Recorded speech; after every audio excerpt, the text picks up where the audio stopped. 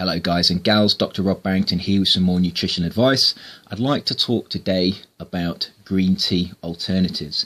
In my last video I looked at red wine alternatives, and I'd like to do a very similar thing today with green tea.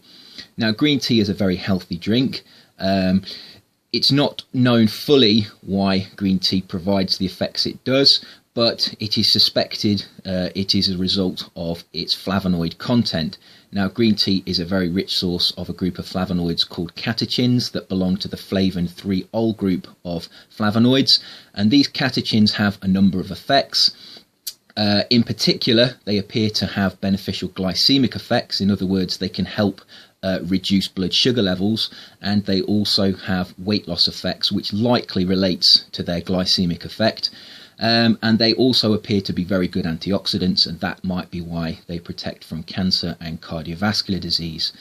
Other components of green tea include the amino acid L-theanine. L-theanine has been shown to increase the alpha wave state of the brain, and this is likely why tea is such a relaxing drink and has calming effects. There is also obviously caffeine in green tea, and caffeine has been shown to increase resting metabolic rate, and therefore this may account for some of the weight loss effects. Studies looking at the weight loss effects of green tea actually show that the catechins, the L-theanine and the caffeine work synergistically together using in a number of different ways biochemically to cause weight loss in humans, and studies in animals have also shown that green tea causes increased fat loss. So green tea is a very healthy drink, and it should be incorporated as part of a healthy diet if you like the taste of it. But some people don't like the taste of it. So is there an alternative to green tea that you can incorporate into your diet and you can get the benefits without having to drink green tea itself? Well, you could take supplements of green tea. Green tea is available in capsules, and if you take those capsules, you do take all of the benefits of green tea. But taking capsules is quite an expensive way of getting an equivalent amount of these catechins as you would from tea. Is there a better, cheaper alternative? Yes, there might be, and that would be drinking something like Darjeeling tea. Darjeeling tea is a black tea. Westerners tend to drink black tea, but it does have some of the characteristics of the green tea, which is more popular in Asian countries. Now, in order to be able to understand why Darjeeling tea has some of the benefits of green tea, we need to understand what is a black tea, what is a green tea, and what is this Darjeeling tea that seems to sit in the middle between these two extremes. Well, a black tea is a tea that is made from the Camellia sinensis plant. The leaves are picked from the plant, and then they go through a lengthy fermentation process. Now, the original leaf material contains high amounts of catechins, but during the fermentation process, these catechins are converted to other compounds, including tannins, and they give black tea its characteristic colour. Green tea is picked from the same plant, Camellia sinensis, but instead of fermenting the leaves are steamed. Now, this steaming is much gentler on the leaves, and it allows the leaves to retain much of their original catechin content. So green tea contains many of the catechins that are found in the original leaf, but in black tea, the colour is changed during the fermentation, and many of the catechins are lost, and other products such as tannins are produced.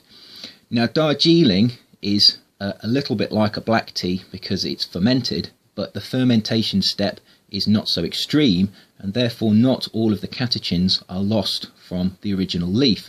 So Darjeeling tea actually sits somewhere between black tea and green tea. Of all the black teas, and it is a black tea, it contains the highest catechin content. So if you don't like the taste of green tea, but you want to take in high amounts of catechins and you want the health benefits of those catechins, you could switch to Darjeeling tea, and this would provide you with most of the taste of a black tea. Darjeeling tea is taken with milk like a black tea, but it would provide you with a high intake of catechins, which would give you the health benefits of a green tea. Now, when you make a Darjeeling tea, it's important to understand that you need to brew the tea for longer, and you will see that after you've brewed it, the tea is actually very, very pale. Now the reason for this is because the tannin content of the tea is lower, and therefore the actual colour is a much lighter colour like a green tea. So what you tend to find is that when you add the milk, it almost looks like there isn't any tea in the milk.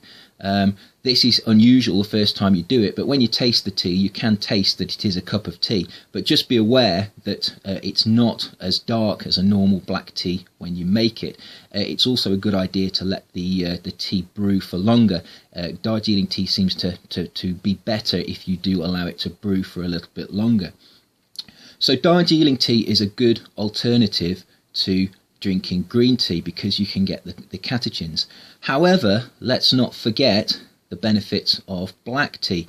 Black tea contains a number of polyphenols, a number of tannins, and these compounds do have their own health effects. Black tea has been researched and it does have disease preventative effects. Black tea also has a higher content of L-theanine than green tea, and therefore black tea is a better tea to drink if you need to relax or if you want to calm down. Giving somebody a cup of tea when they are very stressed is a very good way of inducing alpha wave state in the brain, and this will calm them down. So black tea has a number of health benefits, but those health benefits tend not to be as great as those in green tea.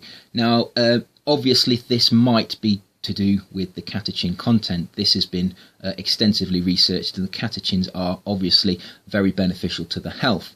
However, there is another reason that's often overlooked when comparing black and green tea.